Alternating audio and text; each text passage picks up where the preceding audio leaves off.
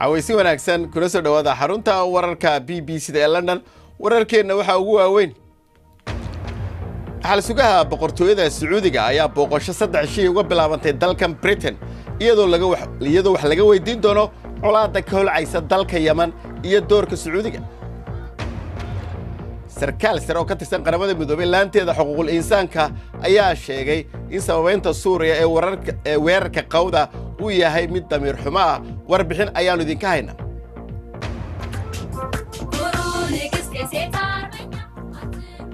dalka Ethiopia dhibaatada qoyska guurka qasabka ah iyo gudniinka gabdhaha ayay ka heesaan kooxdan muusiga ee gabdhuhu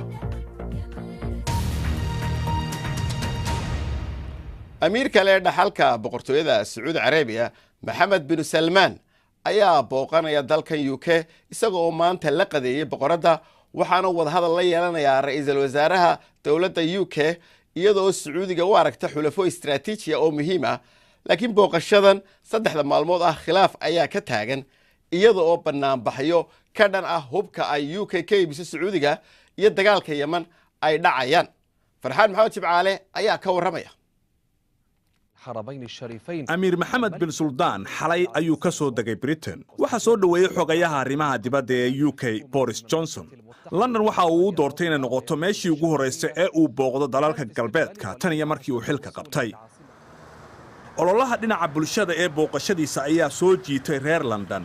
iyo waliba arrintan kale kooxaha dagaalka ka soo horjeeda ayaa sheegaya in amiirku dhiig gacmaha uu kula jiro dagaalka Yemen waxay doonayaan in dawladda UK ay joojiso hubka ay ka gado Sacuudiga heshiisyada difaaca iyo amaanka ayaana ganacsiga UK sal u ah waxay ku kacayaan balaayiin gini kumanaan Britishna shaqo ay ka helayaan laakiin dagaalka Yemen duqeynta uu Sacuudigu hogaaminayo ayaa lagu eedeynayaa in ay sababtay dhimashada dad rayida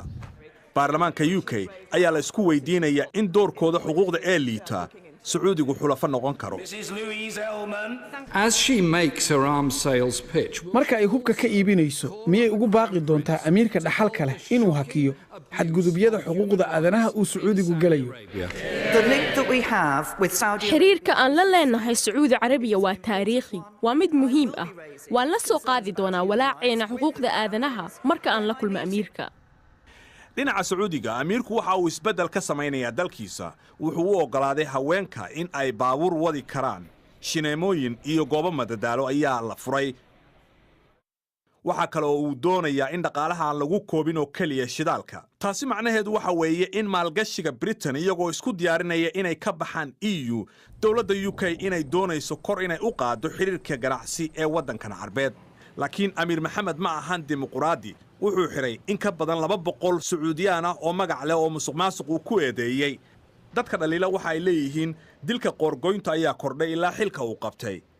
qaabkiisa dad badan ayaa shaki ka qaba Amiir Maxamed waa nin degdeg uu ku jiro isagoo la qadeeyay boqoradda fariintiisu waa in Sacuudi Carabiyada cusub ay diyaar u tahay ganacsi laakiin xiriirkan mar walba muran ayaa ka taagnaan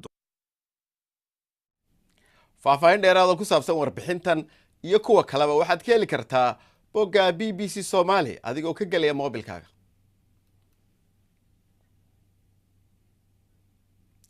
duqeynta culus ee lagu hayo bariga qowda ee Suuriya ayaa sababtay geerida qiyaastii 800 oo qof labadii toddobaad ee la soo dhaafay militariga Ruushka oo taageeraya kuwa dawladda Suuriya waxay shacabka u fureen waxa ay ugu yeedheen marin amni ah balse UN-tu waxay sheegayaan in mucaaradku ay hor istaageen dadka qaar sida uu ku waramayo Qaalib Xasan Baarud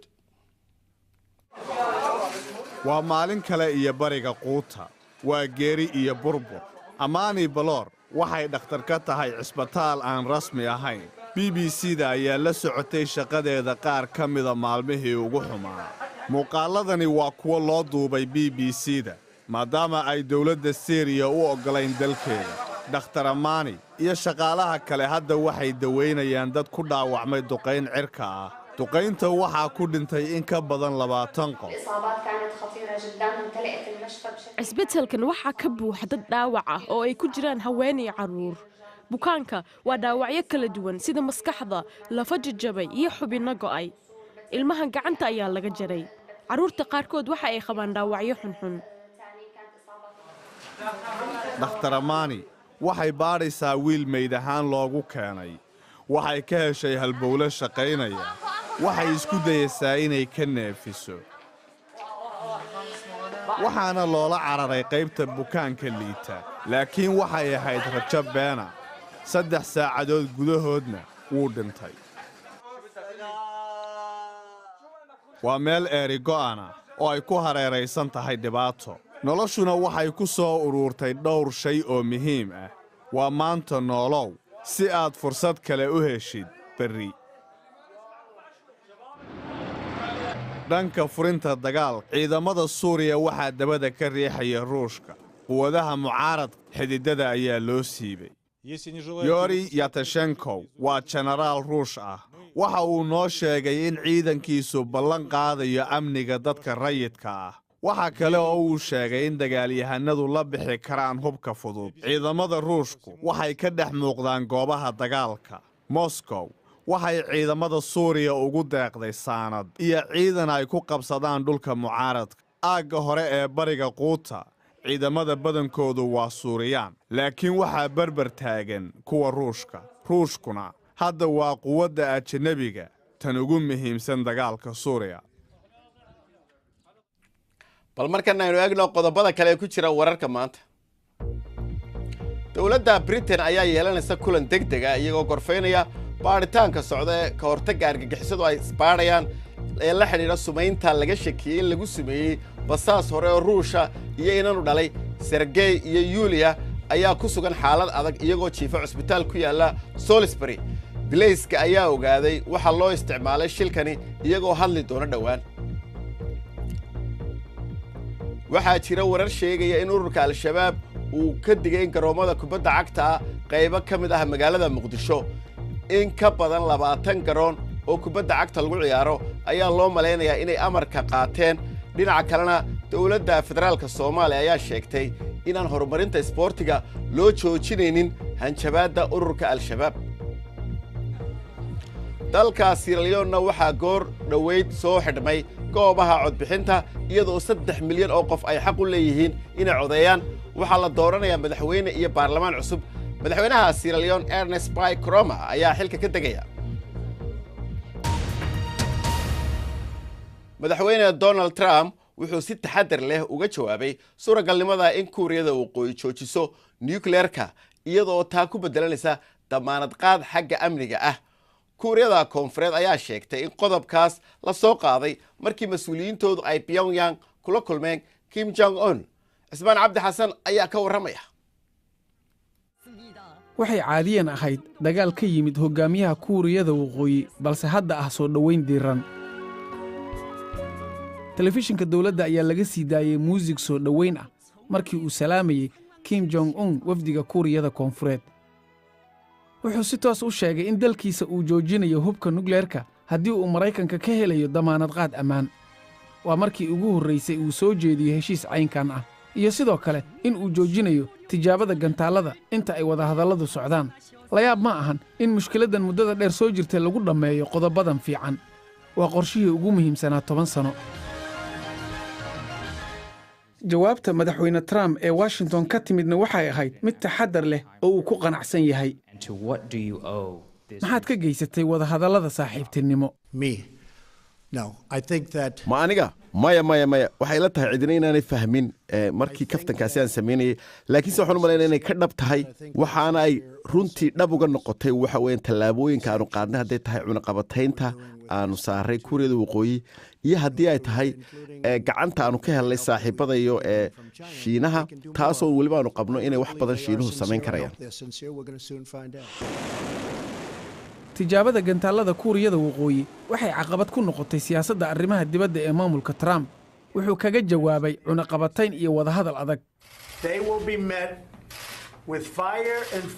waxaanu kala hortegi doonaa dab iyo cadho waxaanu sheegayaa wiilka gantaalka inuu rabo inuu jar iska xooro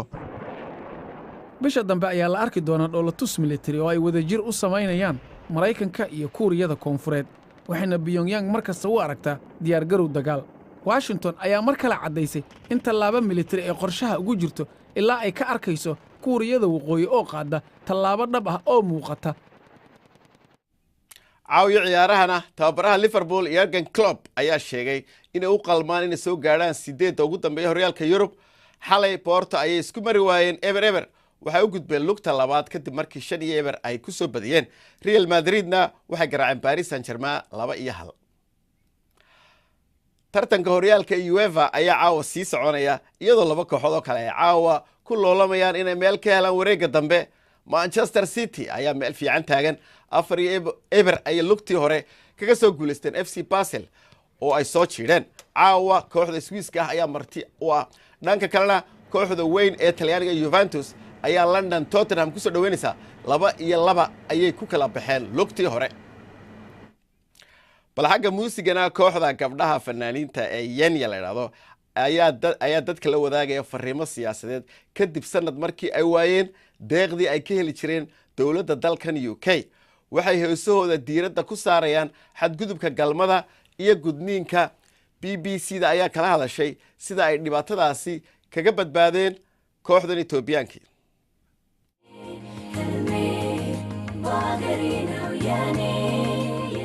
gabdhahan waxaa loogu yaraa Spice Girls waa kooxdii ugu horeysay ee ka kooban hablo keli ah ee Itoobiya waxayna la dagaalamaan rabshadaha qoyska dhexdiisa ka dhaca iyo guurka qasabka ah waxayna dhiirigeliyaan gabdhaha iyagoo adeegsanaya heeso iyo majaajilo. waxaa la aasaasay 2012 magacooduna waa Nyanya oo micnaheedu yahay kuweena waxayna soo jiiteen qulubta carruur iyo ciroole waxay noqdeen magaca cusub ee gabdhaha.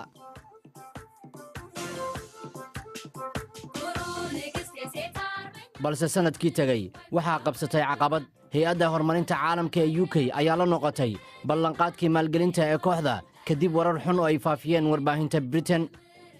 kooxdan ayaa markii ugu horeysay BBC uga warrameen sida ay u niyad jabeen. waxa ay dhaawacay waxa ugu dambayn dhacay. dadka waxay garanayaan oo keliya shanteenna balse waa koox nala shaqeeya oo meel fog ka soo lugeeya. haddii ay doonayaan inay arkaan waxa ka dhacaya Itoobiya ma fahmayaan waxa socda. annaga isuma aragna heesaayaal waxaan isu aragnaa codka gabdhaha.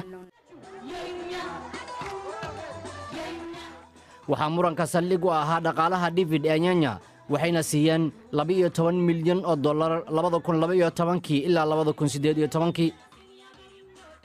dadka ku sugan UK ayaa ku eedeeyay in lacagta canshuur bixiyaasha lagu beerdareeyay Nyanya kadib baaritaan ayaana lagu joojiyay dhaqaalahaasi. balse gabdhahan dib ayay u soo rogaal celiyeen. as a group ትንሽ ጥያቄዎች ወደኛ መምጣታቸው አያስደስተንም ነበር። tan waxay ii muujinaysaa saamaynta yagna iyo tirada dadka ay gaartay. sidoo kale isbeddelka ay keentay waa dhiirigelin balse niyad jabka waa 10%.